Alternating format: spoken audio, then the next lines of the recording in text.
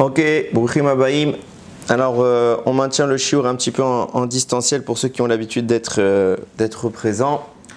Et on espère bientôt reprendre à la normale, Bezrat Hashem. On va entamer Parashat Korach. Ce shiur est offert pour la Refoua Shelema de Aaron Amram ben Sliman, Yaakov ben Rachel, Rav Eliyahu ben Elian, Naomi Simcha bat Rachel, Zari bat Phoebe. Pour le Zivuga Gunvetar de Jenny bat Étoile, Michael ben Chantal, Yehuda ben Levana, Leiloui Nishmat, David ben Mesaouda, Gabi Mecha bat Esther, Gabriel ben Esther, René Chai ben Mazal, Mathilde Noya bat Angel et Acharon Chaviv, mon papy. Zichrono Livracha, donc ce soir c'est la Askara, Shimron ben Yitzhak. Alors j'aurai pas le temps dans ce shiur de dire tout le bien que je pense de lui, mais sachez sans aucune exagération que si je porte aujourd'hui une kippa sur la tête, c'est grâce à ce monsieur qui littéralement me l'a mise sur la tête. Et combien cette kippa m'a aidé dans la vie. Donc, Chasdei Hashem, merci papy. Que ce shiur y soit pour ça. Pour les Louis Nishmato, Bezrat Hashem, Tien Afshot Sura Bitzchor Achaim. Et également, encore une fois, pour qu'Akadosh Baruch Hu il apporte tout son soutien à nos tzadikim, à nos chayalim qui se battent pour nous, qui font un travail extraordinaire, phénoménal, fabuleux, et que Hashem leur élargisse encore leurs possibilités pour vite aller récupérer les derniers otages qui rentrent tous à la maison et qu'on termine avec toute cette période compliquée. Bezrat Hashem, et qu'elle se conclue avec de beaux événements également. Alors, on va entamer l'analyse de la paracha. Je vous le dis en entrée de jeu, je ne vous dirai pas tout ce que j'aurais eu envie de vous dire dans ce shiur, parce que je suis déjà à 9 pages de shiur et je me suis rendu compte à quel point, petit 1, je n'ai pas eu le temps de terminer à temps. Et petit 2, ça aurait été trop long. De toute façon, il aurait fallu rajouter. Alors des fois, peut-être que Hachem me permettra de faire quelques allusions et à Mevin et Yavin, celui qui comprend, il comprend. Sinon, c'est pas grave. Ce qu'on peut dire, ce sera déjà, je pense, assez conséquent. Bezrat Hachem, Vaikar, Korach, Ben Issar, Ben Kad, Ben Levi, Vedatan, Vaviram. Korach a pris, c'est pas écrit qu'est-ce qu'il a pris. On va traduire, bon, il a fomenté un plan. Le fils de Yitzhar, le fils de Kehat, le fils de Lévi, il s'est uni avec Datan, Aviram, et Eliav, les fils de Eliav, On ben Pelet, et le Béné Réhouven, les enfants de Réhouven, etc. Ils se sont levés 250 hommes pour se rebeller contre Moshe Rabbeinu. Et on a beaucoup de mal à comprendre, évidemment, d'année en année, puisqu'il y a des... Baruch Hashem, on a eu le temps de commenter, on a eu le temps d'analyser, d'étudier ces passages et d'en découvrir les merveilles. Mais d'année en année, on se pose les mêmes questions et on essaie d'avoir un regard nouveau. Et il nous faut avoir un regard nouveau, sinon ce serait triste, parce que ce serait tout le temps la même histoire et ça voudrait dire qu'on ne progresse pas. Alors on va essayer d'approcher les choses avec une optique un petit peu différente, du moins on va essayer. Jusqu'alors, on va préciser le contexte. Korach, on n'entend pas parler de lui. On l'a cité quand on a fait certains recensements. Mais Korach, ce n'est pas quelqu'un qui met la zizanie. Tout va bien avec Korach, c'est un monsieur bien. La Torah nous dit que c'était un tzaddik, il est piquéar, il est intelligent. C'est pas n'importe qui, il est de la famille de Moshe, c'est un notable du Ham Israël. Et là, subitement, ça se chamboule dans sa tête, beaucoup de choses se passent et Korach en arrive littéralement à se rebeller, à vouloir prendre la place de Moshe Rabbeinu et d'Aaron. Et la Torah précise pas pourquoi, juste nous aussi on est kadosh, alors pourquoi vous êtes au-dessus de nous? Alors on est peut-être dans une vision un peu socialiste, on est tous égaux, tous sur la même enseigne. Pourquoi faire une hiérarchie sociale? Ok, si c'était l'argument, on pourrait l'entendre. Mais quand on sait que cette hiérarchie, entre guillemets, on parlait d'une hiérarchie parce qu'il n'y a pas d'hiérarchie, mais des rôles, des responsabilités différentes. Moshe n'est pas plus important que n'importe lequel d'entre nous, il faut le savoir. Donc c'est pas ça le problème. C'est Hachem qui a voulu que certains soient à telle fonction, d'autres à un autre endroit. Et Korach n'a pas de doute, du moins, sur l'aspect divin de cette organisation, puisque sinon, dès le début, il se serait plaint. On n'est pas au tout début de la sortie d'Égypte. Korach a entendu Hachem parler. Korach a vu les capacités particulières de Moshe. Et il admet. Il n'y a personne qui remet tout de suite, du moins en cause, Moshe. Vaya aminu ba Hashem, uv Moshe avdo. Ils ont tous cru en Hashem et en Moshe. Donc quand il y a écrit, ils ont cru. Même Korach. Et même les gens qui sont avec lui. Donc, pourquoi maintenant? Il s'est passé quoi? Il y a forcément eu un déclic, un événement qui lui dit, là, il faut qu'on intervienne. Il faut que je tente ma chance, ou du moins qu'il y a quelque chose qui le dérange, puisqu'on vient de le qualifier, et c'est à peu près tout le monde qui dit comme ça, que Korach, a priori, c'était un tzaddik. Et on va voir que oui, à la base, c'était un tzaddik. Donc il y a eu quelque chose qui a forcément provoqué ce changement, et c'est sur ça qu'il va falloir qu'on commence, du moins, à réfléchir. Deuxième problème, celui de l'argumentaire. Il est très faible, son argumentaire. Il est très très faible. Pourquoi je dis qu'il est faible? Parce que quand vous lisez les commentaires sur le sujet, Rabbeinu Bechaye précise que il y avait Nessié Israël, Nessié Haïda, pardon, les princes de l'Assemblée. C'est qui les princes de l'Assemblée? Les 12 messieurs qui ont été choisis par Achat Nassau pour inaugurer le Mishkan, en faisant un sacrifice représentant chaque tribu, ces 12 hommes-là, qui sont l'élite du peuple juif, sont dans l'équipe de Korach. Alors pas tout le monde pense comme ça, mais en tout cas c'est clair qu'il y a l'élite de l'élite. Et d'après Rabbeinu Bechaye, pour vous citer, pour qu'on comprenne le propos que j'essaie d'introduire, je vais vous citer un des 12, Narshon ben Aminadav. D'après Rabbeinu Bechaye, Narshon ben Aminadav, le monsieur qui s'est jeté dans la mer au moment de l'ouverture de la mer, quand Moshe a dit il faut avancer, que tout le monde a eu peur, vous voyez les vagues, on voyait les Égyptiens derrière, personne ne savait quoi faire, le seul que la Torah nous dit, que le Midrash nous décrit comme ayant eu l'audace, le courage, la confiance envers Hachem, de se jeter corps et âme, quitte à mourir et à avancer, à continuer d'avancer jusqu'à ce que l'eau le submerge, c'est-à-dire qu'il était totalement à là, il n'arrivait plus à respirer, là, Hachem a ouvert la mer. Bisruto. Ce monsieur-là, qui est le représentant de la tribu de Yehuda, qui est le porteur de drapeau de la tribu de Yehuda, le premier des 12, lui, il est avec Korach. On va être clair, pour que des gens aussi prestigieux, c'est pas juste des gens qui sont des politiciens, qui sont bien placés, qui sont des nobles, etc., donc ils veulent plus. Non, ces gens-là sont nommés à ce poste parce que c'est des tzadikim, mourim, c'est des tzadikim, il était prêt à mourir pour Akadosh Baruch Hu. Qui est prêt aujourd'hui à mourir pour Akadosh Baruch Hu? Pas beaucoup de monde. Lui, sans hésiter, sans hésiter. Et c'est pas comme s'il connaissait bien Hachem, ça fait que quelques mois qu'il connaît tout ça. Il y va. Ce monsieur-là, il est avec Korach. Donc forcément, pour en arriver à convaincre un monsieur d'une telle envergure, et des messieurs d'une telle envergure, Korach, il a dû avancer des preuves, un argumentaire convaincant, il a dû plaider sa cause. Et il devait tomber sous le sang, ça devait avoir des arguments fous. La Torah nous dit, Ramim nous dit, c'était quoi ces arguments? Il est allé voir, il les a pris comme ça. Et venez, on va voir Moshe, je vais vous montrer qu'il a tort. Il les a pris. Il a pris un talit, il a fait coudre un talit fait complètement de téchelet. Le fil bleu qu'on met là sur les tzitzit, complètement téchelet. Il a dit, Moshe, un talit comme ça, qui est complètement téchelet, on a besoin de lui mettre d'un fil? Il a dit, ben non. Korach pensait que non, pardon. Moshe répond oui, parce qu'Hachem a demandé des fils. Akanaf, pétil, techelet, il faut des fils de techelet. Donc oui, même si tout il est techelet, vous mettez techelet. Il dit ok, j'ai une deuxième chéla, Moshe. Imagine dans une maison où il y a plein de Sifrei Torah. On a tout le Sefer Torah. Le Sefer Torah, il y a plus de Torah dans le Sefer Torah que dans une petite mezouza. Est-ce que dans une maison, il y a plein de Sifrei Torah, je vais mettre dans ma porte une mezouza? J'ai déjà le texte de la mezouza, je l'ai.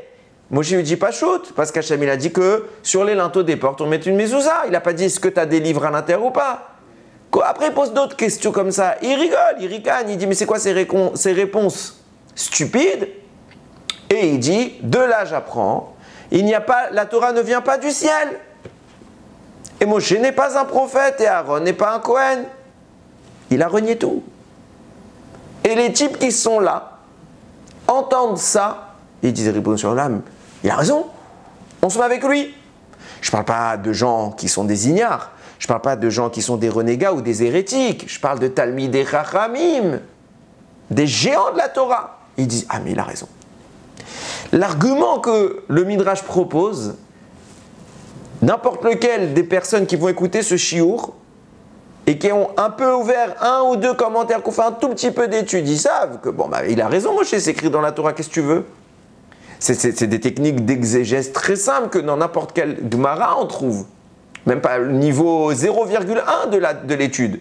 Alors comment Korach, il est intelligent, il est piquéard, il est accompagné de d'immenses Talmidei Rachamim, et ils arrivent et ils disent, waouh, il a raison, la Torah vient pas du ciel, ils sont d'accord, ils se rebellent contre le plus grand des hommes, le type qui les a libérés. Ils lui disent, non, t'es un menteur, on te croit plus. Shalom, on veut prendre ta place. Mais si c'était encore une fois des carriéristes, ok. Mais on ne parle pas de ça. On parle de gens que la Torah cite comme étant des exemples. Qu'est-ce qui se passe? Donc vous avez compris que, comme souvent, on n'a pas les éléments en main. Et des petites questions, des petites analyses nous permettent d'ouvrir des autres sujets qui sont à chaque fois des puits de connaissances qui sont magnifiques et qui vont nous permettre encore d'aborder les profondeurs de notre Torah. Vient Rabbeinu Bechaye et il pose une question qui est simple. Il dit, il y a quand même une différence entre cette situation et les autres. À savoir qu'on voit l'attitude de Moshe, elle est complètement différente du standard. Moshe, d'habitude, les Bnei Israël font une bêtise, même contre lui, il prie. Il essaie de sauver, il essaie d'atténuer. Il n'en a rien à faire de ce qu'il est lui-même. Il ne se regarde pas dans la glace en disant « je suis quand même le big boss ». Non, c'est le Ham Israël, je suis né pour ça. Donc même s'ils me détestent, même s'ils se rebellent contre moi, je les aide. Moshe Rabbeinu, là, rien. Pas une tfila. Et non seulement qu'ils ne prient pas, mais mieux que ça.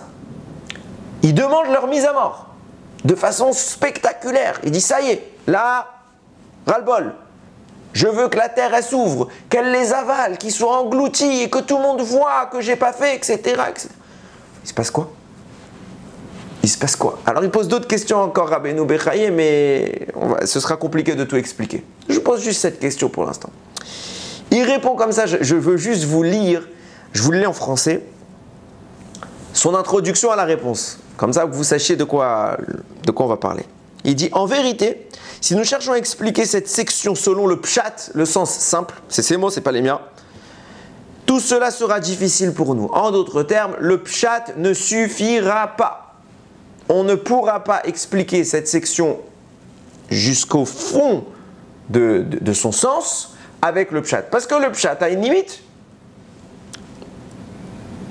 Il est impossible de l'expliquer autrement que par la voie de la Kabbalah. Et voici que je te fais des allusions, écoute attentivement et sache. Alors quand c'est un maître comme Rabbeinu Bechaye qui nous dit ça, c'est-à-dire déjà nous on va essayer d'expliquer ce qu'il va dire et je vous garantis qu'on n'aura pas tout compris. Alors on va essayer d'élucider ce qu'il a voulu dire et malgré ça je ne suis pas sûr qu'on aura ne serait-ce qu'approché. Donc on va un petit peu réfléchir. Rabbeinu Bechaye, il dit qu'on doit expliquer tout cela d'après le Sod, le secret des Gilgulim, des réincarnations. Et il dit pour trouver le Mékor, le Shoresh, la racine, la source des événements de Korach, il faut remonter à la tour de Babel.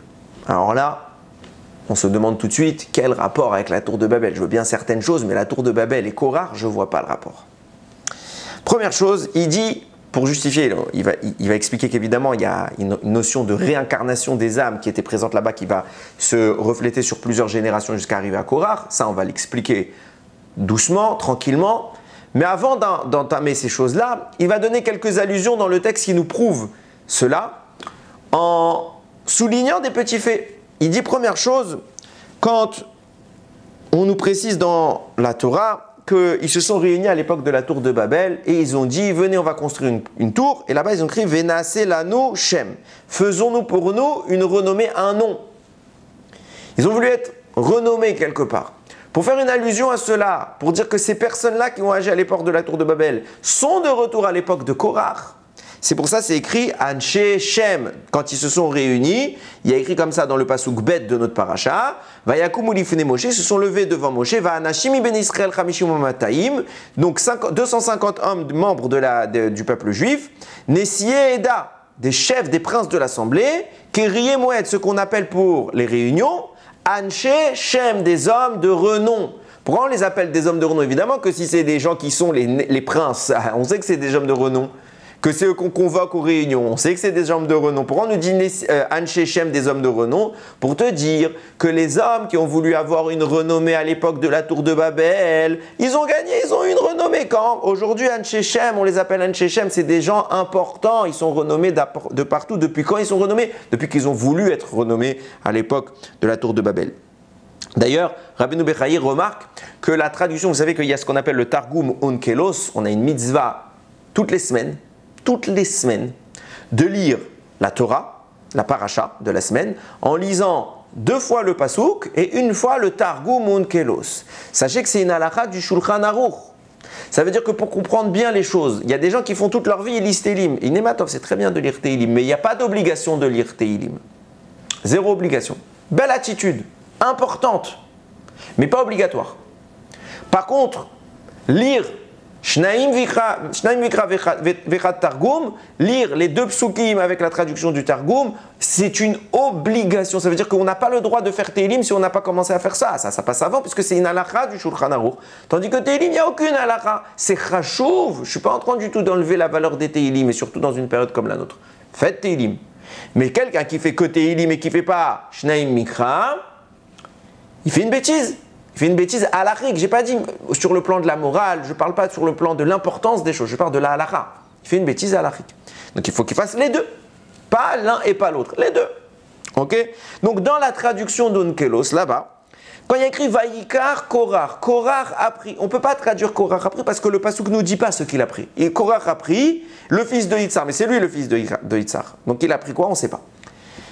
Donc vient le Targum, pour donner un sens simple, on parlera un peu plus tard du sens profond, il traduit Veit Peleg, il se divisa, il se sépara. Vaikar, il a pris, il a traduit, il s'est séparé. Pourquoi il a traduit, il s'est séparé? Sens simple, parce que oui, il s'est mis un peu de côté puisqu'il a voulu se rebeller. Mais sens profond nous dit, Rabbeinu Bechaye, le Onkelos a voulu nous faire une allusion à la génération de la tour de Babel en disant Veit Pelig, il s'est séparé parce que cette génération-là est appelée Dor Apalaga, la génération de la division, de la séparation. Palaga, c'est le même mot que Veit Pelig, simplement conjugué différemment. Donc on vient t'expliquer pourquoi il a choisi ce mot Vaikar, il n'a pas traduit en araméen, il a pris, parce que justement, on voulait insinuer qu'on est en train de faire un tikkun au niveau de la génération de la tour de Babel. On continue. Cette génération de la tour de Babel, elle va foirer son plan. Baruch Hashem, Hashem intervient. Et elle va se réincarner plus tard dans une autre génération de fauteurs. Cette génération, c'est les habitants de la ville de Sdom. Sdom va Amora, qu'on traduit en français par Sédom et Gomorre. Je ne sais pas d'où ça vient le mot Gomorre. Bon, passons. Sdom va Amora. Et eux vont poursuivre l'erreur dont on parle de la génération de la tour de Babel. Ça veut dire que c'est les mêmes Neshamot qui sont venus quelque part réparer et ils ne vont pas réussir. Alors on va continuer dans le raisonnement des allusions qui montrent que ces générations sont liées. Première chose, ces 3 événements. Donc on a tour de Babel, génération de Sédom et puis Korach. On va se rendre compte qu'ils ont vécu exactement la même sanction. Pareil. On croit qu'il n'y a pas eu de sanction à la tour de Babel, mais il y a eu une sanction à la tour de Babel. Première chose, nous dit la Gemara, Masechet Sanhedrin, page 109a, que c'est Rabbi Yochanan, il dit là-bas, la tour, elle a été engloutie sur son tiers inférieur et elle a été brûlée sur son tiers supérieur. Donc en haut des flammes, en bas, le tiers inférieur a été absorbé sous terre. Quel rapport entre ça et Sdom? Eh bien, c'est exactement ce qui va se passer à Sdom. Non seulement on sait qu'à Sdom, Hachem a envahi la population par des flammes, c'est écrit clairement dans la Torah, vous regarderez les psukim, mais Rashi nous dit que la ville elle a été retournée, Vayafer, je crois que c'est écrit. Il a retourné. Qu'est-ce que ça veut dire il a retourné? Là-bas, Rashi, il dit, il se trouvait comme sur un grand rocher. Hachem, il a pris le rocher, il l'a retourné, il les a engloutis sous terre. Ça vous rappelle évidemment quelque chose. Alors, je vous fais un remède de ce que je ne vous dirai pas maintenant, de tout ce que je vous ai dit que j'aurais voulu vous dire, mais que je ne pourrais pas vous dire. Vous remarquerez qu'à Matan Torah, on a eu la même chose. Il y avait des flammes. Il y a écrit que Ve'ar boer adlev hashamayim, la montagne est brûlée jusqu'au cœur du ciel, donc il y avait les flammes. Et on sait qu'Hachem, il a levé la montagne au-dessus de nos têtes et il a dit, si vous acceptez pas ma Torah, alors je vous écrase en dessous de cette montagne. Donc vous voyez qu'il y a le même cheminement. C'est un chida qui parle de ça, j'ai pas le temps. En attendant, juste pour vous faire la petite remarque. Et bien c'est exactement ce qui s'est passé avec Korach. Korach, qu'est-ce qu'il a fait? Il y a eu du feu, il s'est rebellé contre Moshe, le feu a sévi et ils ont été engloutis sous terre. Donc le même cheminement est en train de se répéter dans les trois épreuves. C'est pour ça que Rabbeinu Bechaye dit que quand, à l'époque de Korach, Moshe va tenter d'apaiser les choses, il va aller voir Dathan et Aviram, il va leur dire, et il va tenter évidemment de les calmer, ils vont refuser. Et ils vont lui dire, Aflo el eret zavatral vudvash eviotanu, même dans la terre promise où court le lait et le miel, tu nous as pas amené. Vatiten lanu nachalat sadev vacharem, tu nous as pas donné l'héritage des champs et des vignes que tu nous as promis. Aenea nashima em tenaker lo naale, même si tu nous crevais les yeux, on viendra pas avec toi. Pourquoi il parle de crever les yeux? Quel rapport? Est-ce que Moshe les a menacés? Est-ce qu'il y a eu une raison de parler de ça? Encore une fois, rappelez-vous tout le temps qu'on est en train de parler du texte de la Torah, pas du discours qu'ont eu ces hommes entre eux, parce qu'évidemment qu'ils n'ont pas dû se tenir que 2 ou 3 phrases dans l'échange. Il y a eu à avoir des milliers et des milliers de mots. Combien de mots on peut prononcer en quelques minutes? Donc forcément que la Torah n'a pas dit tout ce qui s'est passé, elle n'a pas écrit combien de pas Moshe a fait, à quel angle il était incliné quand il s'est parlé avec eux.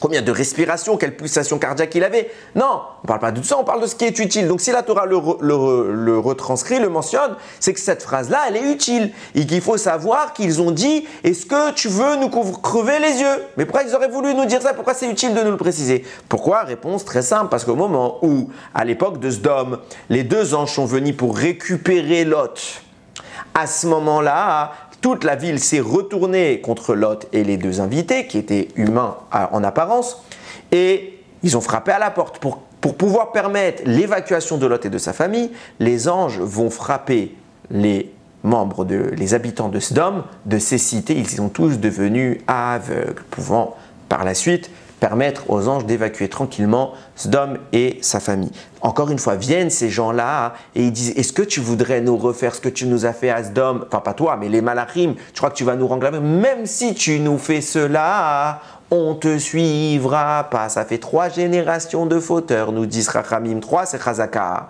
Viens, Moshe Rabbeinu, il dit Ribono Shel Olam. Ils ont fauté à Babel. Ils ont fauté à Sodome. Et ils me l'annoncent, on fera pas tchouva. Quel argument tu veux que je te présente? Qu'est-ce que tu veux que je fasse? J'ai pas d'argument. J'ai pas ne serait-ce que de quoi commencer à prier. Alors je te demande pour montrer aux gens qu'ils sont en train de reproduire la même bêtise, tue-les de manière spectaculaire, fais une démonstration et témoigne qu'en effet ce qui s'est passé à Sodome, en effet ce qui s'est passé à Babel, Zéoto Davar, c'est la même chose qui se reproduit maintenant, donc ils doivent être engloutis et que les flammes s'abattent sur eux et c'est exactement précisément ce qui est en train de se produire. Donc on comprend qu'on a un schéma et c'est pour ça que je vous ai dit que Rabbeinu Bechaye dit à mes vignavines, entre guillemets, si tu as de la chance, tu comprendras les allusions que je veux te faire parce qu'il ne nous a pas vraiment expliqué d'où vient le fait que ces âmes, ce soient des Gilgoulim. Alors il y a des allusions, mais pourquoi c'est le même scénario qui se produit? Parce que c'est vrai que quand on analyse l'histoire de la tour de Babel, l'histoire de Sodome et l'histoire de Korach, on ne voit pas de fil conducteur. Parce que généralement, quand on nous parle d'un Gilgoul, on voit qu'en final, c'est la même histoire, c'est les mêmes éléments. Et là, on ne voit pas tout de suite en quoi les éléments sont cohérents entre eux pour qu'on puisse faire la corrélation entre les 3 générations et éventuellement comprendre en quoi c'était des Gilgoulim. C'est pour ça que Rabbeinu Bechaye, il a dit, je te ferai des allusions et tu les comprendras si tu as de la chance. Alors, on va essayer d'avoir la chance. Je ne pense pas qu'on va répondre à toute la profondeur qu'avait atteinte Rabbeinu Bechaye, mais on va essayer d'approcher, au moins d'approcher. Et pour cela, évidemment, puisque lui-même il a dit qu'il fallait rentrer dans les sodotes, dans les secrets de la Kabbalah, alors on va rentrer dans les sodotes, on va évidemment dans le secret des Gilgoulim, et on va voir c'était quoi les racines de ces Neshamot, d'où elles viennent et d'où les choses partent. Quand on analyse les textes du Harizal sur ce propos, on voit qu'il y a une contradiction apparente qui se met en place. J'allais dire qui apparaît, ça fait trop de apparaître. Ok, une contradiction nette qui se met dans les propos du Harizal quant à la racine nishmatique, la racine d'âme de Korach. Dans un premier temps, dans Shara Gilgoulim, il en parle. Il présente Korach comme un Gilgoul de Caïn. comme un Gilgoul de Caïn. Il en parle également dans Shaharab Psukim, si je ne me trompe pas. Oui, dans Shaharab Psukim, dans Bereshit, il en parle là-bas, quand il parle justement d'Avka de Caïn. Il dit c'est un Gilgoul de Caïn. Et il faut savoir que, bon, on connaît l'histoire, Caïn est le fils de Adam, qui avait un deuxième fils qui s'appelle Evel. Les deux vont présenter un sacrifice. Evel est accepté, Caïn est refoulé, et Caïn tuera Evel. Ok? Plus tard, Caïn va se réincarner chez trois personnages qui vont vivre à la même génération. Pourquoi ils vont vivre à la même époque? Parce qu'il faut savoir que dans la Neshama, il y a plusieurs parties. Il y a 5 grandes parties. On va s'arrêter que sur les 3 premières parce que c'est celles qui nous concernent. Il y a le Nefesh, le Ruach et la Neshama. Donc Hachem, il fait des fois des combinaisons. Il n'envoie pas tout d'un coup la Neshama intégrale. Il envoie le Nefesh d'un côté, le Ruach d'un autre côté, la Neshama d'un autre côté. Et sachez que même des fois, il n'envoie que des parties. Bon, on ne va pas rentrer dans les détails. Donc le Nefesh de Caïn va se réincarner chez qui? Chez l'Égyptien que Moshe Rabbeinu a tué. Pourquoi? Parce que Moshe, c'est la réincarnation de Evel. Puisque Caïn a tué Evel, Moshe va tuer l'Égyptien, puisque Caïn vient quelque part être puni d'avoir été le meurtrier préalable. Donc il vient se réincarner dans cet Égyptien que Moshe va tuer pour sauver des Juifs. Donc il est justifié ce meurtre, entre guillemets. C'est un cas de légitime défense. Et il vient, en tant que réincarnation d'Evel, réparer le crime qui avait eu lieu au niveau du Nefesh de Caïn. Le Ruach de Caïn va s'entreposer chez Korach, tandis que sa Neshama chez Yitro, le beau-père de Moshe Rabbeinu. Ça, avant d'aller plus loin, ça vous permet de comprendre beaucoup de choses. Et vous allez voir pourquoi je m'arrête sur ce détail, parce que c'est vraiment inhérent à mon propos, à ce que je vais essayer de mettre en place maintenant, Bezrat Hashem. On voit que Parashat Yitro, le beau-père de Moshe Rabbeinu, il vient, il rejoint le peuple, et le lendemain de son arrivée, il constate que Moshe se tient toute la journée en train de juger, il y a la queue comme ça, et tout le monde est debout, et Moshe il fait des jugements. Et il dit, ah, c'est pas faisable, ils sont tous debout, toi ils vont t'attendre toute la journée, t'es le seul à faire les jugements, il y a je sais pas combien de milliers de cas à juger, tu n'y arriveras jamais. Tu vas te fatiguer, l'assemblée va se fatiguer, et c'est pas qu'à vote pour eux, donc viens, je te suggère une idée, mets des suppléants. Tu vas nommer, tu vas former des juges qui eux aussi auront la capacité de discerner la justice et de révéler la parole d'Hachem. Donc ils vont venir avec les situations et chaque juge jugera à ta place. Donc on va mettre en place des chefs de milliers, des chefs de centaines, des chefs de cinquantaines et des chefs de dizaines. Chacun il a sa responsabilité, on entrepose et en fonction de la gravité, on monte en strate. Si les chefs de dizaines ils peuvent pas, en passer aux cinquantaines, puis aux centaines, puis aux milliers, puis au sommet, on aura Moshe Rabbeinu qui viendra vraiment résoudre les cas les plus complexes. La Cour suprême, entre guillemets. On le sait, c'est une question qu'on pose souvent. En quoi la solution que, évidemment, hein, j'ai oublié de le préciser, on consulte Hachem, Hachem a validé. On a besoin de consulter Hachem. Genre la solution de Yitro, et je le dis tout le temps, on dirait il a révolutionné le système judiciaire. Ça existait déjà les tribunaux dans la Torah, dans les autres populations que nous. Alors quoi, Moshe, t'as pas eu l'idée? Il fallait absolument que Yitro il te révèle ce secret des tribunaux que toute la planète utilisait déjà avant toi. Qu'est-ce qui se passe ici? Réponse, nous dit le Harizal. Quand Caïn a tué Evel, pourquoi il a tué Evel? Parce qu'il a vu que Akadosh Baruch Hu, c'est lui qui a eu l'idée des sacrifices. Et Hachem, il n'a pas pris son sacrifice. Il a pris celui de Caïn, de Evel. Donc Caïn, il dit Ribono Shel Olam, je ne comprends pas. De là, je comprends, puisque tu vois que c'est moi qui avais raison. C'était moi l'instigateur. Et tu t'es pas tourné vers moi, tu t'es tourné vers le copieur, entre guillemets. Je déduis de là qu'il n'y a ni juge, ni justice. Il n'y a ni juge, ni justice.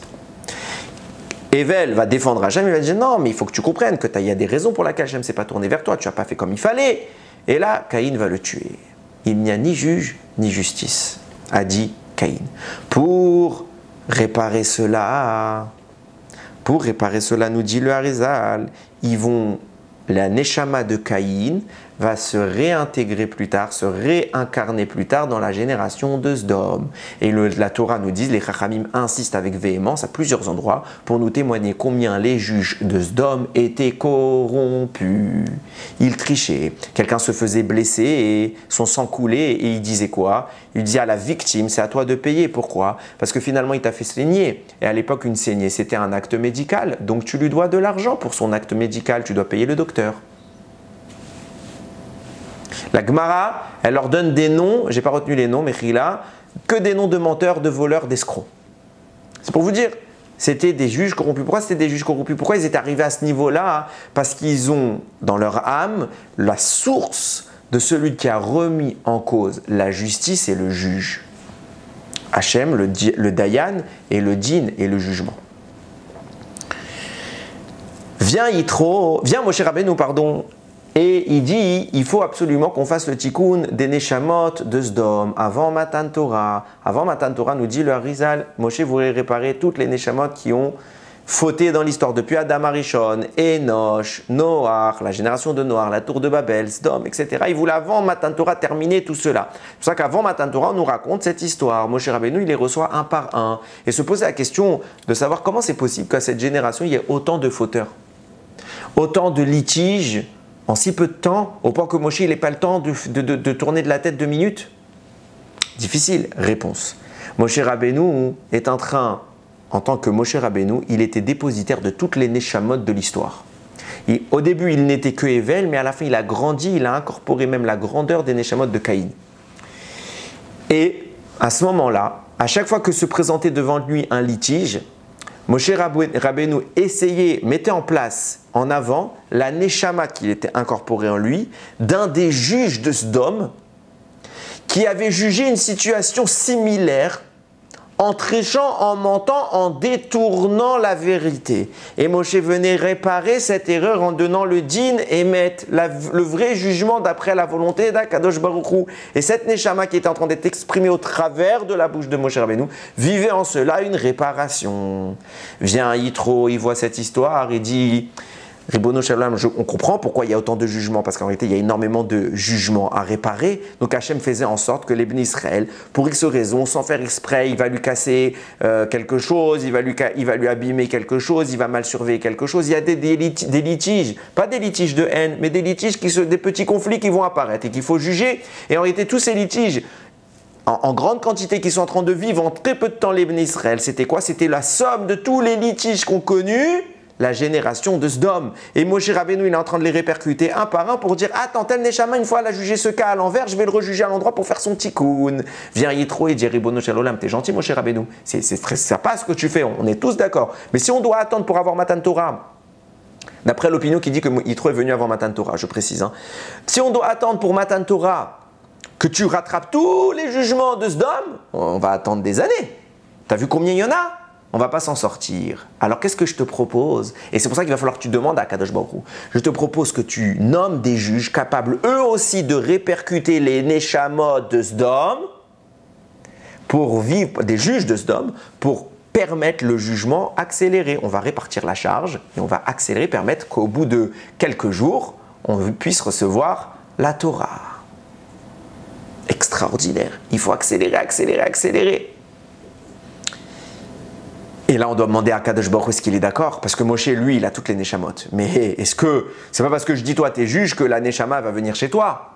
Donc il faut que Moshe, Hachem accepte de donner la Neshama du juge qui a fauté à l'époque de Sdom pour revenir chez le juge juif. Et Hachem a accepté et on a nommé des juges comme cela. Certains rabbanim voient une allusion dans la disposition même de ces juges. C'est vrai qu'on ne va pas le voir sur toutes les dimensions, mais on voit sur les 3 dernières dimensions de juges. On voit quoi?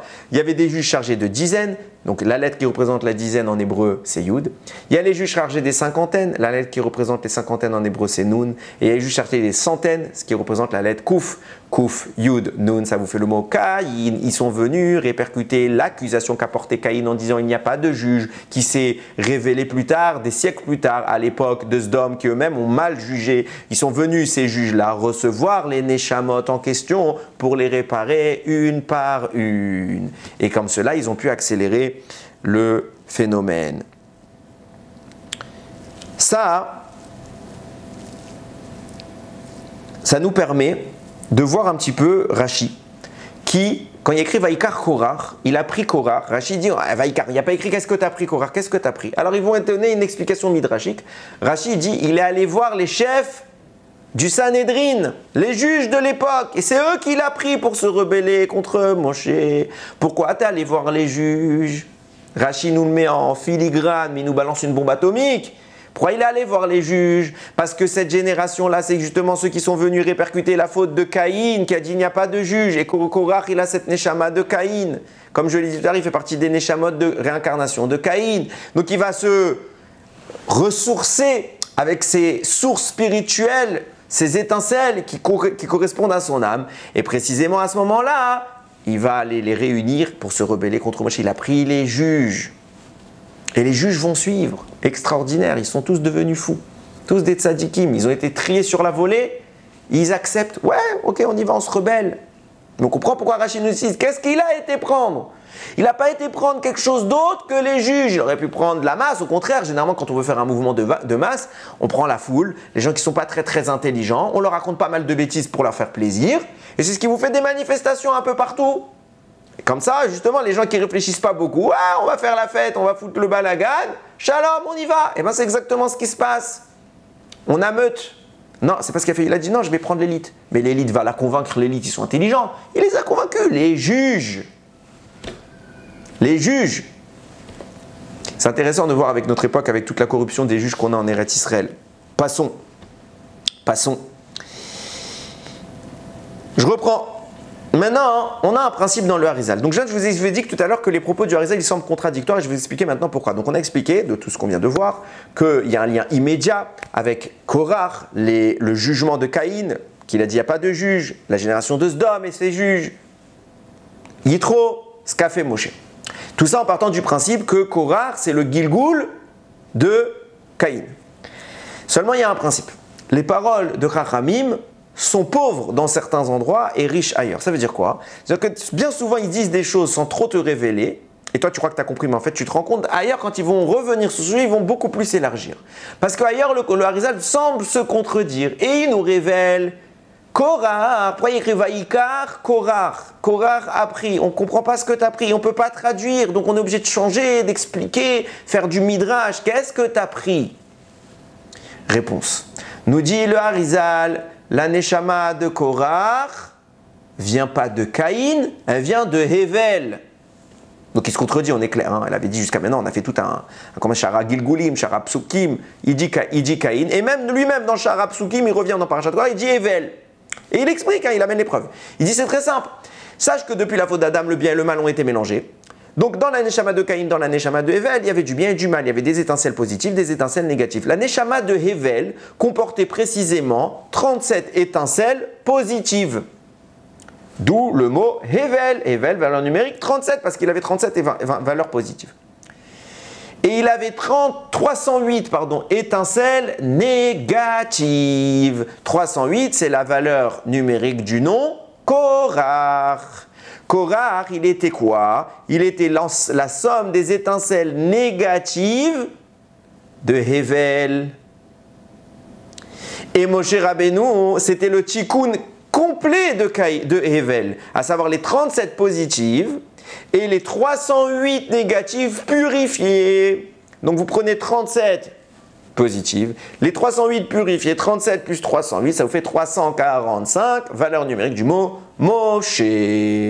Je ne comprends plus. Tu m'as expliqué pendant long et en large qu'il avait la Neshama de Caïn, pour qu'au final tu viennes expliquer qu'il a la Neshama de Hevel. Ça ne marche pas. Réponse, le Harizal répond lui-même. Je vous ai dit, les paroles de Chachamim sont pauvres dans certains endroits et riches ailleurs. Il explique là-bas. Vaïkar Korach. Korach a pris, qu'est-ce qu'il a pris? Il a pris la somme des étincelles négatives de l'âme de Caïn. Parce qu'à la base, Korach, c'est la somme des étincelles négatives de l'âme de Hevel. Et maintenant qu'il avait toute cette somme-là, il a ajouté en plus de ce qu'il avait déjà, la somme des étincelles négatives de l'âme de Caïn. Ce qui vous explique pourquoi. Une fois, le Harizal, il te dit qu'il avait la Neshama de Caïn. Une fois, il te dit qu'il avait la Neshama de Hevel. Akol, Divrei Elokim Chaim, les deux sont vrais. Il avait les deux dimensions, la somme des traits négatifs de l'aspect impur des Neshamot des deux frères s'est révélé chez qui? Chez Korach. Question. Comment on comprend? Alors il explique. Comment il Vaïkar, ça veut dire quoi? Il a pris la Neshama de Caïn. C'est ce qu'on appelle Ibour Neshama. Dans la notion de réincarnation, il y a la réincarnation formelle, ça veut dire un tel est mort, un tel va naître, il aura un bout de Neshama de celui qui est mort. Ça veut dire dans son corps, il a un Neshama. Il y a la notion du Ibour. Ibour, ça veut dire une association. Ça veut dire quoi? Ça veut dire que parfois, on va avoir un supplément d'âme d'un défunt, d'un être qui a vécu bien avant nous. Et cette Neshama supplémentaire n'est pas incorporée, elle est ajoutée, à côté. On est lié à elle. Pourquoi? Parce que cette Neshama-là, elle vient à un moment de notre vie où on venait en mesure de revivre une situation similaire aux fautes qu'elle a commises. Et puisqu'on va vivre une situation similaire aux fautes qu'elle a commises, si nous on arrive à faire son tikkun, alors on l'associe à notre réparation et on fait son tikkun. Et donc c'est tout bénef pour la Neshama, c'est tout bénef pour nous parce que ça nous rajoute des kochot, ça nous rajoute des forces. Ok? Donc quand nous disent Chachamim, quand nous dit le Harizal, que Vaïkar Korach il a pris, il avait déjà les étincelles négatives de Hevel, et il a été chercher les étincelles négatives de Caïn, ça veut dire qu'il nous dit clairement, c'est ces mots, Besod Haïbour, d'après le secret de la réincarnation du Haïbour, ça veut dire une association de Neshama et pas une incorporation de la Neshama. Elle n'était pas à l'intérieur, elle était à l'extérieur associée. Rav David Cohen, le Rav de Mourav, dans un sefer qu'il a écrit qui s'appelle Galenai, il pose une question. Il dit comment il a pris? Ça veut dire quoi il a pris? Ça veut dire comme ça, un jour je viens comme ça et je décide, je prends la Neshama. Tiens, je vais prendre la Neshama d'un tel et d'un tel et de. Ça veut dire quoi il a pris? Deuxième chose qu'il faut poser comme question, qui est très importante, c'est que généralement la notion du Hibour, une jonction Neshama, de Neshama en plus, vient pour quoi? Vient pour réparer une Neshama. Ça veut dire qu'à Kadosh Baruch Hu, quand il envoie cette Neshama, il voit que la personne chez qui il l'envoie, elle est Théora, elle est pure, c'est un tzaddik. Et donc comme c'est un tzaddik, alors il va vivre une expérience similaire, il aura les Korot. Comment tu peux me dire que Korach, il a pris les Neshamot, les étincelles d'âme de Caïn pour fauter? Mais la Neshama de Caïn, elle aurait dit, mais même pas en rêve, ça ne m'intéresse pas. Ça ne m'intéresse pas. Donc pourquoi? Comment ça marche? Vaïkar, il a pris. Comment t'as pris? Et il répond. Al-Korach, tu es obligé d'expliquer quelque chose. Tu es obligé de dire que, comme on l'a dit en introduction, Korach était un tzaddik. C'est pas obligé, c'est un fait. Korach était un tzaddik. Et à la base, il n'a pas la Neshama de Caïn, il a la Neshama de Hevel. Et qu'est-ce qu'il a fait de cette Neshama? Il a fait du bien. Il l'a cachérisé. C'était l'aspect impur. Il l'a purifié. Il a fait son tikkun. Et une fois qu'il est tellement arrivé qu'il a terminé le tikkun. Et qu'est-ce qui se passe une fois qu'il a terminé son tikkun? Kadosh Baruch Hu lui rajoute un tikkun supplémentaire. Tu as fini le travail, tu es en avance. Alors je te demande encore autre chose à faire. Qu'est-ce qu'il lui a rajouté? Puisque tu as fait le tikkun des étincelles négatives de Hevel, alors je te demande de faire maintenant le tikkun des étincelles négatives de Caïn. Et Vaïkar Korach, à ce moment-là, Korach il obtient l'âme de Caïn. Et puisqu'il obtient l'âme de Caïn et qu'il doit faire son tikkun, alors il doit être présenté au Yetzer Hara qu'a connu Caïn, celui où il a dit, il n'y a ni juge ni jugement. C'est pour ça que jusqu'alors, Korach, c'est un tzaddik, il n'a pas de problème, il s'en est pas remis il s'est pas plaint de Moshe, il n'a pas fomenté une rébellion, rien, tout va bien. Mais quand d'un coup, un Yetzer Hara nouveau entre en lui, c'est lequel? Celui de Caïn qui a voulu supprimer Hevel, celui de Caïn qui a voulu dominer Hevel, qui a voulu être le big boss. Alors lui aussi, il vient voir Hevel, alias Moshe, et il lui dit, je veux plus que ce soit toi. Comme Caïn, il voulait pas que ce soit toi lui le numéro 1. Korach, il vient vivre ce Yetzer Hara et son tikkun, c'était de le refuser. Et il va dire, non, je veux être le boss. Et d'un coup, subitement, jusqu'à maintenant, Korach, c'était quelqu'un de pacifiste. Tout allait bien, il n'y avait pas de problème, tzaddik, il ne s'est pas rebellé. Mais d'un coup, il se rebelle. Pourquoi? Parce qu'il a le Yetzer Hara de la rébellion, à un niveau intense, énorme. Et d'un coup, il change d'attitude, il n'arrive pas à réprimer. Il a réussi pour réprimer l'aspect négatif de Hevel, mais il ne connaissait pas Caïn. Et donc, Caïn qui avait une dimension encore plus dure de la rigueur, la Gvoura, le Yetzer Hara est encore plus fort. Là, il n'y arrive plus. Alors là, il commence à sombrer dans la même erreur. Et il va voir les juges, il va faire une assemblée de juges. Il va dire il n'y a pas de juge, comme Caïn. De là, on comprend quelque chose. On va essayer de faire la démographie de la population qui habitait à Sdom. On a compris que les juges de Sdom, c'était les étincelles d'âme de Caïn qui avaient un problème avec les juges. Mais le reste de la population de Sdom, c'est qui? C'est pas des juges, c'est pas tout le monde n'est pas des juges. Et on voit bien que toute la population est mécréante. C'est pas que les juges qui sont des mauvais. Pourquoi? Parce qu'on voit qu'Avraham Avinu, Parashat Vayera, quand il va prier pour essayer de sauver Sdom, il va pas trouver un tzaddik. Il n'y a pas. Donc c'est tous des Rechaïm, donc tous à la même sanction.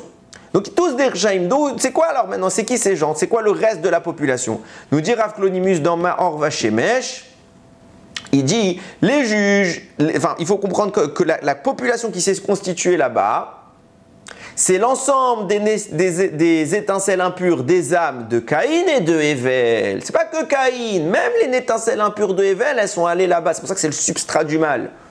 Et là-bas, tous les maux de ce monde se sont concentrés. Akadosh Baruch Hu va éradiquer cette population. Donc on a une population composite, avec d'une part les juges qui sont affiliés à la Neshama de Caïn, la Neshama négative, et le reste de la population qui vient de Hével.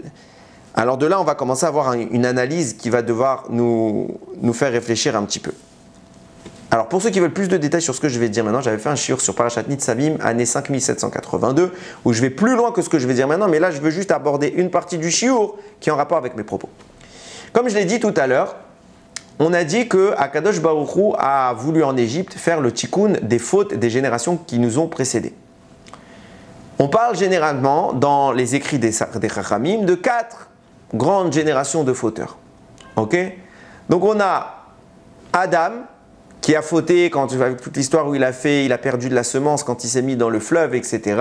Et c'est corrélé avec Enoch, son petit-fils, qui va créer la Vodazara. Ok, ça c'est un premier groupe. On a Noach, on a Babel et on a Sdom.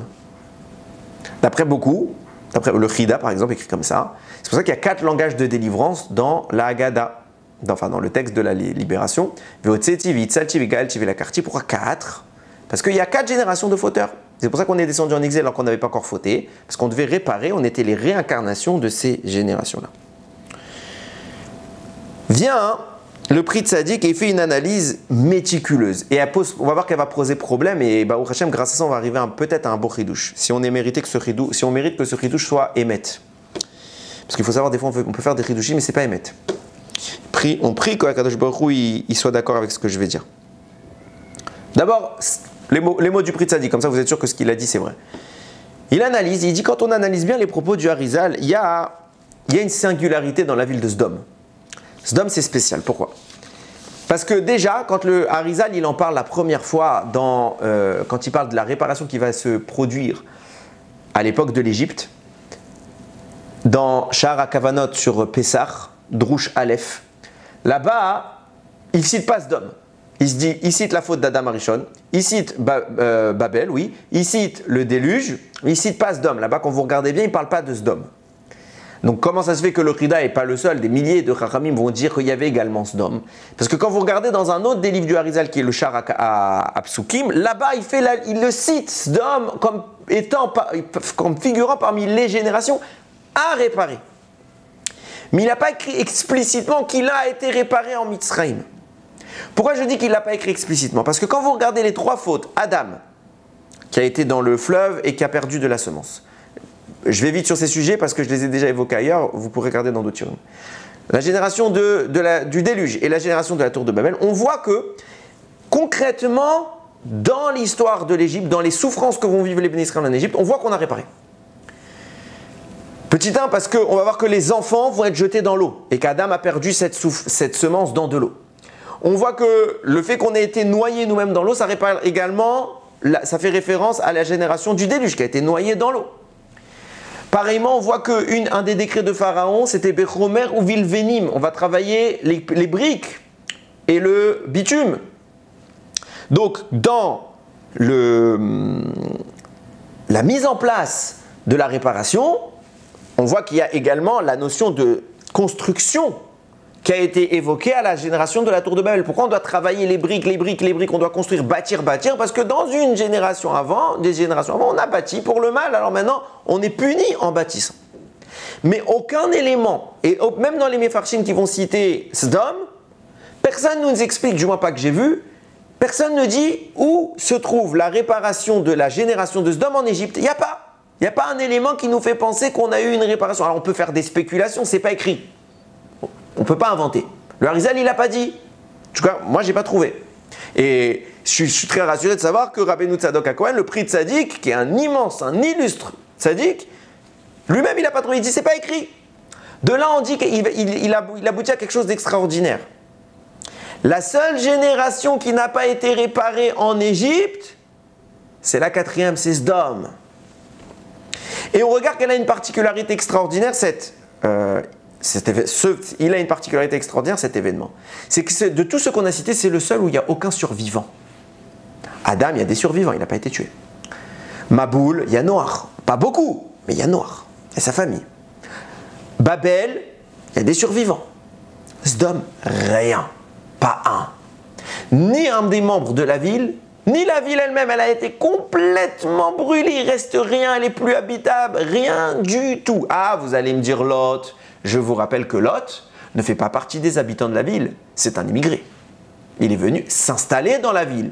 Et on l'a sorti de la ville. Mais les natifs, aucun survivant. Rien. De là, il explique que jamais cette génération n'est réapparue à l'époque de l'Égypte. Et il rajoute, jamais dans l'histoire, cette génération n'est réapparue pour vivre son tikkun. Pourquoi? Parce qu'il écrit quelque chose de spectaculaire. Et vous allez voir combien c'est précis. Il y a écrit là-bas. Le Midrash analyse un Teilim qui dit « J'ai trouvé David ». Là-bas, il dit « Où tu as trouvé David ?» À Sdom. On sait que là-bas, Lot est allé là-bas. Pourquoi? Parce qu'il fallait qu'il récupère la Neshama de David Améler qui était planquée là-bas. Et là-bas, il y avait la Neshama de David Améler, ce qui signifie que là-bas, il y avait la Neshama du Mashiach. Et il nous dit le prix de Tzadik, pourquoi cette génération n'a jamais été réparée? Pourquoi cette génération n'est jamais réapparue jusqu'à maintenant? Parce que c'était dans cette génération que se trouvait la Neshama du Mashiach. Mais plus que ça, c'était la génération des Neshamot du Mashiach. Et cette génération n'apparaîtra qu'à la fin des temps. À la fin des temps, elle revient, cette génération, pour faire émerger Mashiach. Et pas avant. Jamais avant. Et regardez les preuves qu'il amène. Il précise comme ça. On sait qu'à l'époque du Mashiach, il est écrit dans le Midrash, c'est dans Kohelet Rabbah, la Torah qu'on verra à ce moment-là va rendre quelque part caduque l'ancienne Torah, pas caduque, mais c'est écrit comme ça pour vous dire, toute la Torah que tu étudies dans ce monde, ce n'est que le néant face à celle du monde futur. Ça veut dire que c'est une Torah tellement violente, puissante, intense, qu'aujourd'hui, la Torah qu'on a aujourd'hui, elle ne paraîtra pas à la côté. Ça, c'est la génération du Mashiach, c'est ce qui va se révéler à la fin des temps. Et pourquoi je vous précise tout ça, vous allez comprendre par la suite. Parce que Sdom, c'est écrit comme ça, la Torah qui parle, dans Iov, elle parle de Sdom, elle dit comme ça, mais comme Sapir Avanea, c'est un endroit de saphir que sont ces pierres, Ve'afrod Za'av Lo, et là s'offre le regard, la poudre d'or. Vient le Pirkei des Rabbi Eliezer, il dit, ce pasouk-là, il parle de Sdom. Vient Rabbeinu Tzadok HaKohen, il dit pourquoi Sdom elle est comparée au saphir? Pas parce qu'il y avait des pierres de saphir qui poussaient là-bas, aucun rapport. Parce que les tables de la loi, elles sont un saphir. Et la puissance de la Torah qui était cachée à Sdom n'est comparable qu'à Matan Torah d'origine, le premier Matan Torah que Moshe a effectué avec les premières Luchot. Ça veut dire que la Torah qui devait être celle de Matan Torah originelle qui a été bridée par la suite à cause du veau d'or, c'est Sdom qui la libère. C'est Sdom. Je vais aller plus loin, puisque l'histoire témoigne en faveur de ça. Quand il y a un homme, nous disent Rachamim, la Gemara rapporte que Akadosh Baruch Hu voulait faire du roi Hiskiyahu, il voulait que ce soit lui Mashiach. Et son opposant là-bas, c'est Sancheriv. Sancheriv devait être Gog, parce qu'à la fin de l'histoire, c'est Mashiach contre Gog, le roi de Magog. Donc il voulait faire de cet événement-là, Hiskiyahu, ça aurait dû être Mashiach, et Sancheriv, ça aurait dû être Gog. De là, on apprend que Gog, c'est pas un monsieur qui va s'appeler Gog. Déjà comprenez, ne cherchez pas aujourd'hui, ah ben c'est bizarre, il n'y a pas un monsieur qui s'appelle Gog, donc il n'y a pas de Mashiach, ça n'a rien à voir. Ok? Donc ça devait être Sancheriv. Maintenant, bon, il y a eu des raisons qui font que Hiskiyahu n'a pas mérité, la population n'a pas mérité, donc ça n'a pas été Mashiach. Regardez ce que c'est rapporté, Hiskiyahu, il rapporte, pardon, Mechila, Yeshayahu, il rapporte sur cette génération de Hiskiyahu. À qui il compare la génération qui aurait dû être celle du Mashiach? Chazon Yeshayahu ben Amoz, vision de Yeshayahu, fils d'Amot. Asherchaza al Yehuda Yerushalayim bime Uziyahu, qui a prophétisé sur Yehuda et Yerushalayim à l'époque de Uziyahu, Yotam Achaz d'Chizkiyahu, Malché Yehuda. Ok. Loulé Hashem Tsevakot, si ce n'était Hashem Tsevakot, Otir lanu sarid kimrat kisdom aïnou, si Hashem il n'avait pas voulu nous laisser qu'est-ce que rescapé, on aurait été comme Sdom. La Amora d'Aminu, on aurait été assimilé à Amora. Shim'ou devar Hashem, le passage continue. Écoutez la parole d'Hashem, Ketsine Sdom. Les magistrats, les princes, les importants de Sdom. Azinu Torah Teloke, nous écoutez la Torah de notre Dieu. Am Amora, le peuple de Amora. À qui tu parles? À qui tu parles? Tu parles de la génération qui a vécu avec Chizkiyahu. Que Yeshayahu il est en train de prophétiser sur la fin des temps. Il compare quoi? Chizkiyahu avec Sdom? Mais il n'y a pas de rapport. Et pire, quand il s'adresse à eux comme si c'était Sdom. Il dit Shimrona devar Hashem kitsene Sdom, les magistrats de Sdom, écoutez la parole d'Hashem. Mais ils ne sont pas là. Ils sont morts. Pourquoi il s'adresse à eux comme si c'était eux, Sdom? Réponse du Rabbeinu Tzadok HaKohen dans le Pri Tzadik, il dit de là tu vois la preuve que Sdom devra être la génération du Mashiach, parce que Chizkiyahu aurait dû être le Mashiach. Pélé, extraordinaire, extraordinaire. Maintenant on en arrive au problème. On a dit quoi? Le Pri Tzadik qui fait toute cette démonstration merveilleuse, méticuleuse, et il nous dit que toute la génération de Sdom, c'est la génération qui aboutira à Mashiach et que jamais dans l'histoire elle a été réincarnée jusqu'à maintenant. Comment tu peux me dire ça? Il dit ça au nom du Harizal. Comment tu peux me dire ça alors qu'on vient d'expliquer pendant toute l'introduction, toute la première partie de ce shiur, que la génération de Korach, c'était Sdom. C'était Sdom. La même chose. Le même principe. Comment on a expliqué ça? On a dit que les Neshamot de Caïn sont venus dans la génération des juges de Sdom et que les juges de Sdom, c'est Moshe qui les a répercutés pour les réparer. Il les a donnés après par autorisation divine à tous les juges d'Israël pour réparer tout le même principe. Donc comment tu peux me dire les Neshamot? J'ai bien précisé, les Neshamot de Sdom sont descendus, des juges de Sdom sont descendus pour réparer. Comment tu peux me dire elles ne sont pas descendues? Jamais dans l'histoire. Alors là, on va tenter une réponse. Mais Bémet, je pense qu'elle est émette. Je vais vous expliquer pourquoi. Première petite réponse, mais ce n'est pas le support principal, c'est qu'on voit que finalement, l'attitude de Korach, elle n'a pas réussi. Ça n'a pas marché. Donc on peut dire que oui, ils sont descendus, mais comme ça n'a pas marché, c'est comme s'ils ne sont pas descendus, il n'y a pas eu de tikkun. Ok, première approche simpliste. Maintenant, approche un peu plus détaillée, méticuleuse. Je vais mettre, j'ai relu. Hein. Vous regarderez bien. À chaque fois que le Harizal a parlé, je l'ai dit la première fois, Birlal, il ne parle pas de Sdom. Dans Shara Kavanot, sur Drouche de Pessar, Drouche Aleph, il ne parle pas de Sdom. Il en parle dans Shara Psukim, il dit ça fait partie des générations réparées. Il ne dit pas explicitement qu'ils sont venus. Donc ce qui corrobore l'opinion du Pri Tzadik. Mais plus que ça, le passage où Mamash il dit ils sont venus puisque Moshe il est venu faire le tikkun dans Shara Psukim sur Parashat Yitro, vous vérifierez là-bas. Là-bas, il fait que de répéter Besod Haïbour. Toutes ces Neshamot qui sont venus, c'est parce que c'est des Neshamot qui sont descendus du ciel, qui sont associés à des gens déjà vivants. Mais ce n'est pas leur Neshamot intrinsèque. Elle n'est pas en eux. Elle est à l'extérieur d'eux. Ce n'est pas eux. C'est simplement des âmes qui profitent d'eux. À aucun moment le Harizal ne change de discours. À chaque fois il dit Besod Haïbour, Besod Haïbour. Tout ce que Moshe a fait descendre. Et même quand on te dit que Korach, il avait les étincelles négatives de Caïn, c'est Besod Haïbour. Ça veut dire qu'il n'avait pas la Neshama de Caïn, c'était la Neshama de Hevel. Et le Harizal nous a dit quoi? Il a obtenu en plus un supplément d'âme. Ça veut dire que ces Neshamot, en effet, comme il a dit, le Pri Tzadik, Rabbeinu Tzadok HaKohen, elles ne sont jamais redescendues dans un corps pour agir. Elles sont simplement réparées par procuration.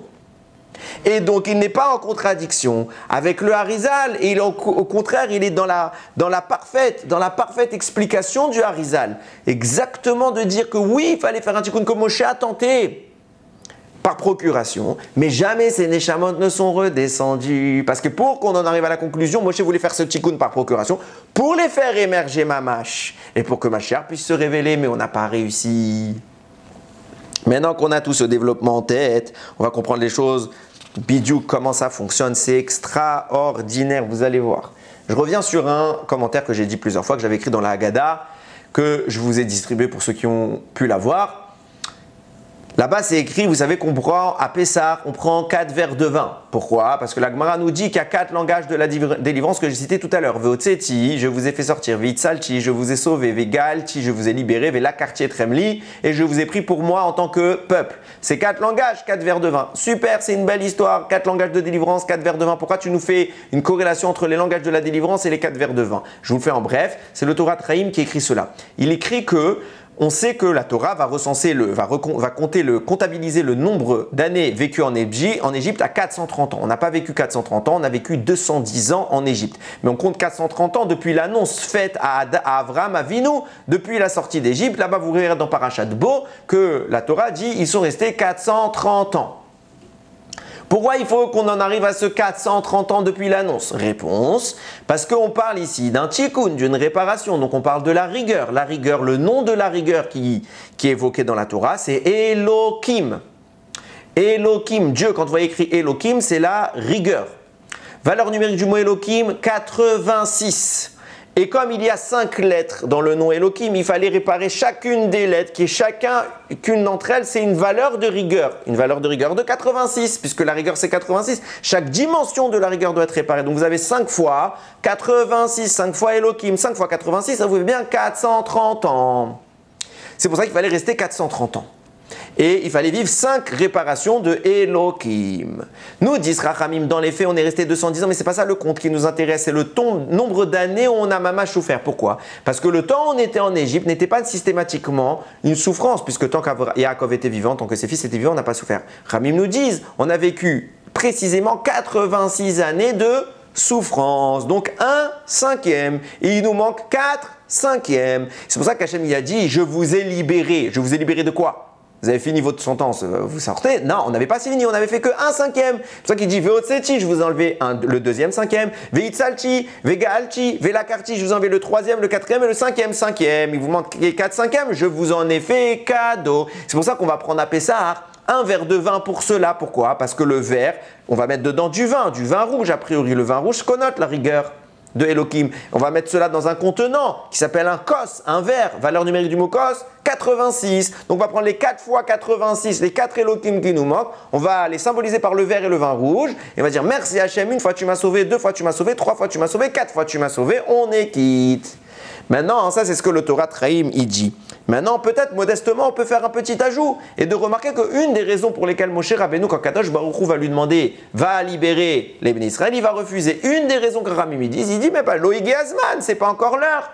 C'est trop tôt. Il fallait attendre 430 années de souffrance. On n'a vécu que 86. Il manque 4 fois 86. Et Moshe Rabbeinu il donne le même argument que celui que je viens de vous expliquer. Kadosh Baruch Hu lui dit non, mais toi tu peux libérer. Pourquoi toi tu peux les libérer? Parce que quand vous regarderez bien, Moshe valeur numérique 345. Et alors 345, c'est quoi? C'est 4 fois 86 plus 1. Alors vous allez me dire, il commence à faire des mathématiques pour nous embrouiller. Écoutez.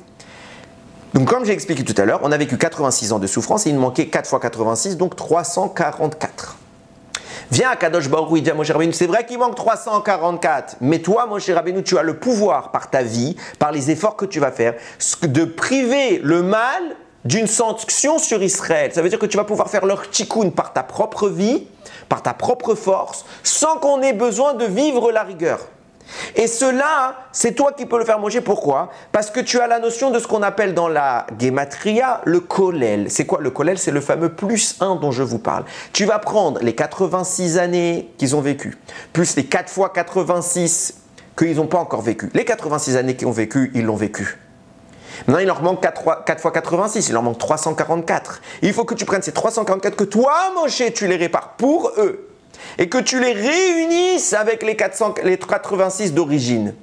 C'est pour ça qu'on va te rajouter dans ton nom, puis tu ne vas pas avoir un nom dont la valeur numérique c'est 344. Tu dois avoir un nom dont la valeur numérique c'est 345. Pourquoi? Les 4 fois 86, 344, plus la notion d'unification qu'on appelle dans la Kabbalah le Kollel. C'est pas quelque chose que j'invente maintenant. Dans tous les livres de Kabbalah, il y a écrit des gématriotes avec le Kollel. Et à chaque fois, l'unité, le Kollel, le 1 qu'on rajoute, c'est pour dire on réunit toutes les valeurs. Puisqu'il y avait 5 fois 86, il faut un vecteur d'unité, d'unification. C'est ce qu'on appelle le Kollel. Et Moshe va faire cette réunification et permettre d'amorcer un exil, une sortie d'exil prématurée. Moshe, c'est ça la réponse qu'il reçoit d'Hachem. Moshe, Hachem, il dit à Hachem, c'est trop tôt, il manque 4 fois 86. Oui, mais toi, tu peux annuler les 4 fois en question, parce que toi, tu es Moshe et tu as ce kohar dans ta Neshama de faire le tikkun de toutes les Neshamot des Béné Israël très vite. On comprend pourquoi Moshe Rabbeinu, tout de suite, il va se mettre au travail. Dès qu'il va sortir, il va le faire tchouva. Il va les juger un par un, un par un, un par un. Maintenant qu'on a tout cela à l'esprit, on peut enfin revenir à Korah. Qu'est-ce qui s'est passé dans sa tête? Pourquoi ça a explosé à l'intérieur? Il s'est dit, ça y est, je vais me lever. Eh bien, c'est exactement tout ce que je viens de vous expliquer. Vous le réunissez sous une seule facette et vous allez voir que tout rentre très bien. Jusqu'à maintenant, Korah, il a la neshama de Hevel. Il fait son travail, pas de rébellion. Il accepte Moshe. Moshe, c'est lui le libérateur. Vayaminu b'Hashem uv Moshe Avdo. Il y a cru, lui en premier, comme tous les autres, aucun problème. Il se soumet à son Matan Torah. Il ne critique pas Matan Torah, aucun problème. Maintenant, qu'est-ce qui se passe? Il va tellement bien travailler Korah qu'il va avoir un supplément de Neshama. Il va avoir en plus maintenant les Neshamot de Caïn. Donc il va cumuler à lui tout seul toutes les neshamot les étincelles négatives de Hevel, toutes les étincelles négatives de Caïn. Où est-ce qu'elles étaient la dernière fois qu'elles ont été cumulées toutes celles-là, toutes ensemble? C'était Sdom. Sdom va Amora. C'était quoi? Nous avait dit le Rav Clonimus dans Maor Vashemesh, c'était les neshamot négatives de Caïn et les neshamot négatives de Hevel. Donc d'un coup, il cumule l'intégralité de Sdom va Amora. C'est quoi Sdom va Amora? C'est la génération du Mashiach. Quand vous regarderez bien, Sdom Va'amora, Gematria 431. Et alors, les 435 fois 86, qu'on a parlé en Égypte, plus le Kollel qu'on réunit l'ensemble, comme Moshe, il avait ce Kollel capable de tout réunir. Sdom Va'amora, il avait cette dimension-là, mais on n'a jamais réparé cette génération-là. Le but, c'était de la réparer tout de suite après. Moshe Rabbeinu, il va commencer à faire ce travail avec le Hibour, les Neshamot qui vont descendre. Et il se passe quoi? Il se passe qu'il va échouer. Qu'est-ce qui se passe? On devait vivre Matan Torah, la Torah Shlema, toute la Torah, et au final, on a fait le veau d'or, donc ça va bloquer. On va pas avoir une Torah Shlema, on va avoir qu'une partie de la Torah. Donc Moshe Rabbeinu ne parvient pas à réamorcer la Torah du Mashiach, puisque la Torah du Mashiach, on a dit qu'elle sera tellement grande que la Torah actuelle, elle nous paraîtra comme étant le néant. Donc d'un coup, Korah, il dit, il n'a pas réussi à nous donner toute la Torah. Donc il n'a pas réussi à faire émerger la génération de Sdom Ve'amora. Plus que ça, il ne rentre même pas en Eretz Israël. Donc l'histoire de Moshe, elle est terminée. Et lui, il se dit, mais précisément à ce moment-là, qu'est-ce que moi j'obtiens? J'obtiens toutes les Neshamot de Sdom Ve'amora. J'ai 431, je peux faire le même tikkun que Moshe il a fait en Égypte. Sauf que moi, je dois le finir. Donc Moshe Rabbeinu, j'ai rien contre toi. Mais maintenant, tu ne peux plus, tu as perdu. Et c'est pas que je veux prendre ta place parce que toi, tu es un nul et moi, je suis meilleur. Je veux prendre ta place parce que maintenant c'est à moi de prendre le relais. J'ai obtenu les Neshamot que toi tu ne peux plus réparer. Et il dit maintenant, Igi Azman, c'est mon tour maintenant de me lever. Et pourquoi il a cette tentation-là? Parce que, pourquoi il n'a pas vu, il lui manque un détail extraordinaire, une faute phénoménale. C'est quoi? C'est que les Neshamot que tu obtiens de Caïd, c'est pas la génération de Sdom, c'est un Hibour. Ils ne sont pas descendus. Tu es en train de les réparer à distance. Tu ne les as pas en toi. Tu ne les as pas en toi. Donc toi non plus, tu ne peux pas réparer. Toi non plus. Mais pourquoi il a eu cette pensée de se dire, je peux le faire, je peux dominer, je peux faire ce que Moshe n'a pas réussi? Parce que c'est Neshamot qui sont venus l'aider, que lui il était censé aider, pardon. C'est celle de Caïn. Et le Yetzirah qui doit vivre, c'est celui de dominer Hevel. Et il doit comprendre justement qu'il doit se soumettre à Hevel. Et cette tentation, elle est revenue. Et il n'a pas su la gérer. Elle va le rendre aveugle. Et c'est sur ça qu'il va commettre une erreur. Pensant être lui celui qui devait être le remplaçant de Moshe et Aaron. Il voulait être lui le Mashiach. Et maintenant on comprend comment il a fait. Il a été voir tous les juges. Il leur dit, je vais vous montrer que la Torah de Moshe, c'est pas la Torah. La Torah qu'il a, elle ne vient pas du ciel. Ça ne veut pas dire qu'elle n'est pas la Torah. On était là, on l'a entendu sa Torah. Comment il pourrait dire un truc pareil? Non. Qu'est-ce que je suis moi Korah? Je dois être l'élément qui va faire germer la notion messianique. C'est moi qui va révéler une nouvelle Torah. Et cette Torah, c'est celle du Mashiach, celle de la génération de Sdom. Et puisque cette Torah de Mashiach, de la génération de Sdom, qu'est-ce qu'on a dit tout à l'heure? Je recite la phrase. Si je la trouve bien, toute la Torah que tu étudies dans ce monde n'est que néant face à celle du monde futur. Viens Korah et il montrera aux gens qui sont aussi dépositaires des étincelles de vie de Caïn, les juges, Narshon ben Aminadav, qui est justement le représentant de la royauté, il leur montre, regardez, Moshe Rabbeinu, vous ne devez pas admettre sa Torah est fausse, elle est du néant maintenant, parce que je suis là, et ma Torah que je vais moi vous révéler, va rendre la précédente caduque, pas caduque au sens où elle est fausse, mais elle va la remettre dans une place qui est beaucoup moindre par rapport à celle que représente, celle que je vais vous révéler en tant que Mashiach. Et vous voulez être le Mashiach avant qu'il y ait Mashiach. Et toute son erreur, c'est qu'il a eu cette tentation parce qu'il a reçu les Neshamot de Caïn, il n'a pas su les réprimander et se soumettre à Moshe. Et son erreur de jugement va se porter sur le fait qu'il va mal voir que ce qu'il obtient, ce n'était pas en lui, mais à l'extérieur de lui. Et c'est ce que Yaakov, peut-être qu'on peut voir en cela un remèze, une allusion dans les paroles de Yaakov Avinu. Quand Yaakov Avinu, avant de quitter ce monde, il va bénir ses enfants. Il va bénir, parmi ses enfants, parmi les 12, il va bénir Shimon et Lévi. Et il va dire, Besodam al tavo nafshi, bikalam al techad kevodi. Ne t'associe pas mon âme à leur dessein, et bikalam, dans leur réunion, n'associe pas ma gloire. Rashi dit, Besodam al tavo nafshi, que mon âme ne s'associe pas à leur secret. C'est la tribu de Shimon qui va fauter avec les filles de Midian. Bikalam al-Techad Kevodi, dans leur association, dans leur assemblée, n'associe pas ma gloire, c'est la génération de Korah qui va s'opposer à Moshe Rabbeinu. Donc Yaakov dit que mon âme ne soit ni dans l'une ni dans l'autre. Alors on voit un lien direct avec Bikalam al-Techad Kevodi. Dans leur assemblée, que ma gloire ne s'associe pas, on voit le lien avec l'assemblée de Korah, parce qu'il y avait une assemblée. Mais par contre, Besodam al tavo kevodi, nafshi, que dans leur secret ne s'associe pas mon âme, faisant référence à la tribu du Shimon qui va fauter avec les filles de Midian, on ne voit pas le rapport. Quel est le secret? Quel est le secret?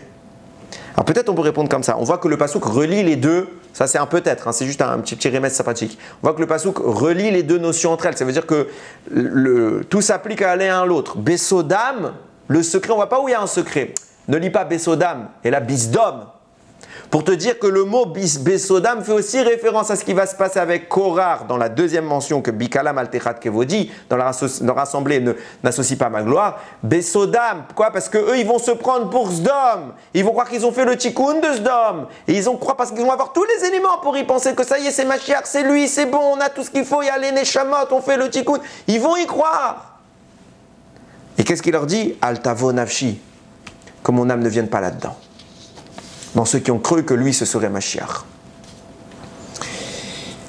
On comprend maintenant ce qui s'est passé dans la tête de Korah, c'est extraordinaire. Et c'est un moussard pour ce qu'on est en train de vivre maintenant.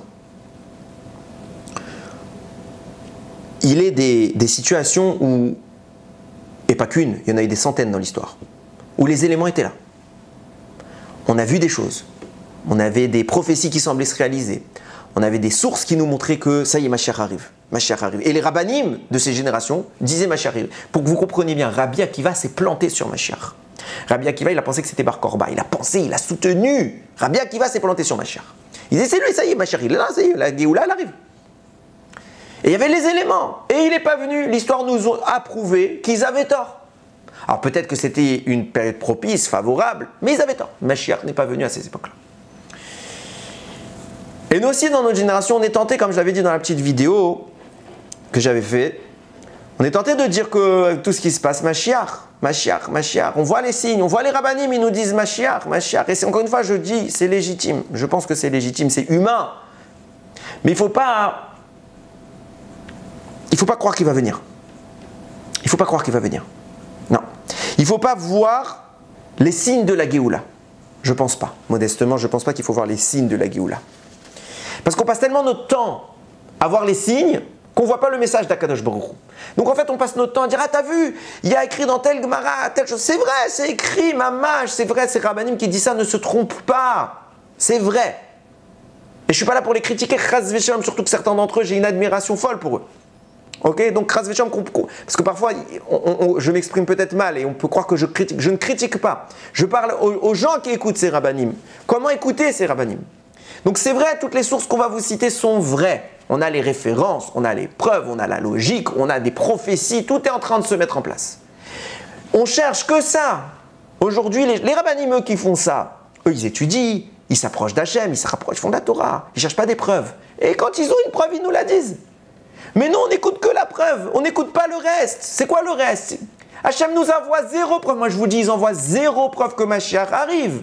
Hachem envoie zéro preuve qu'il nous délivre. Hachem nous envoie des milliers de preuves qu'il veut nous les livrer, qu'il veut nous envoyer Mashiach. C'est pour ça qu'à chaque génération, on a eu des preuves. Ce n'était pas des preuves qu'il est arrivé, c'était des preuves que Hachem voulait l'envoyer.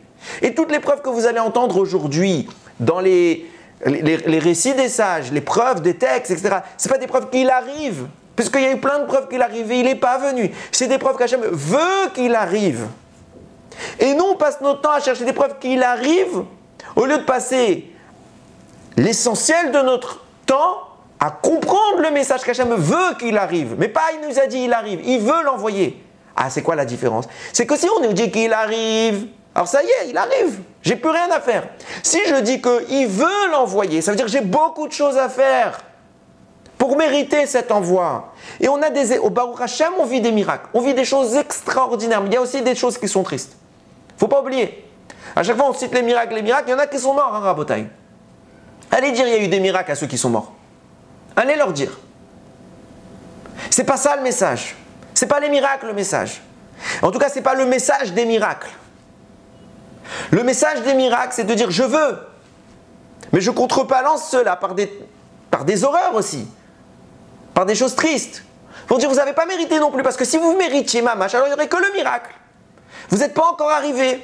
Je veux. Ça fait des siècles que je veux. Mais vous ne voulez pas. Parce que tout ce que vous voulez, c'est rester assis sur votre chaise et attendre qu'il vienne. Mais moi, je ne veux pas que vous attendiez qu'il vienne. Je veux que vous alliez le chercher.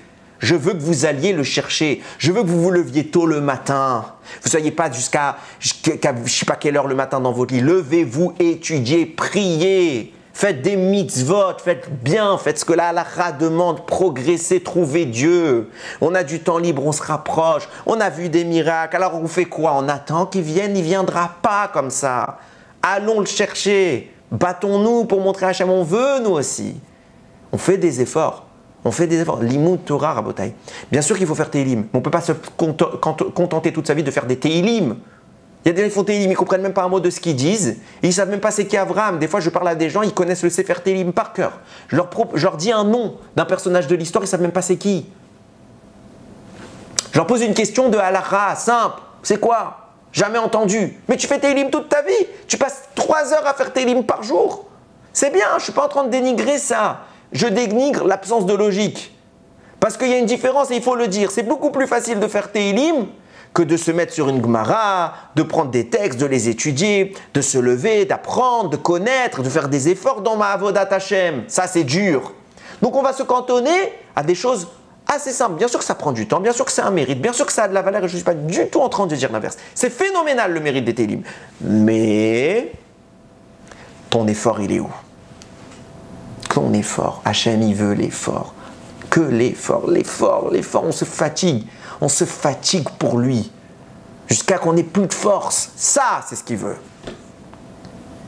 Alors, il n'y a pas de signe de Mashiach, il n'y a pas de signe de la délivrance. Il n'y a que des signes qui nous prouvent qu'Hachem veut que ça arrive. Alors nous aussi, on doit lui donner le signe qu'il peut valider cette approbation, nous donner cette approbation, qu'il peut valider cette envie, la concrétiser, et que nous, on peut être la génération de Sdom. Et on voit des générations, je ne vais pas rentrer dans les détails, on voit que beaucoup de choses dans notre génération ressemblent à Sdom, donc on peut l'être. On n'est pas, je n'ai pas dit qu'on est, on peut l'être. Yiratson, qu'on arrive à concrétiser tout ça, concrétiser tout ce potentiel qu'Akadosh Baruch Hu nous montre par tous les miracles dont on voit. Et qu'il efface tous les malheurs qui sont à côté pour contrebalancer, qu'il n'y ait que les Nissim Veniflot, que les Smachot, que la joie qui va résonner dans notre cœur au travers d'un seul trait de caractère, d'un seul point vers lequel le peuple juif doit converger. L'effort pour se rapprocher d'Akadosh Baruch Hu. Baruch Adonai Leolam, Amen ve Amen.